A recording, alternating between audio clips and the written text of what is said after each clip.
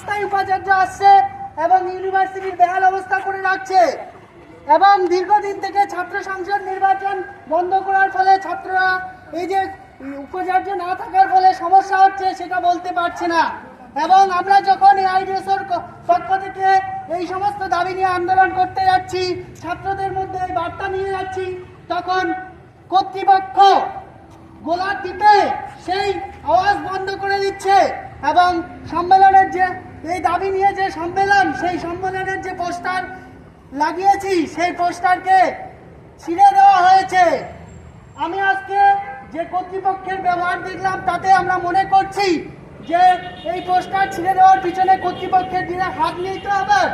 এবং কিছুদিন আগে আপনারা জানেন যে আমাদের রেজিস্ট্রার নোটিশ ঘোষণা করেছে যে এখানে কোনো রকম পলিটিক্যাল অ্যাক্টিভিটি চলবে না, অর্থাৎ এই যে সমস্যাগুলো হচ্ছে এই সমস্যাগুলো কেউ বলতে পারবে না।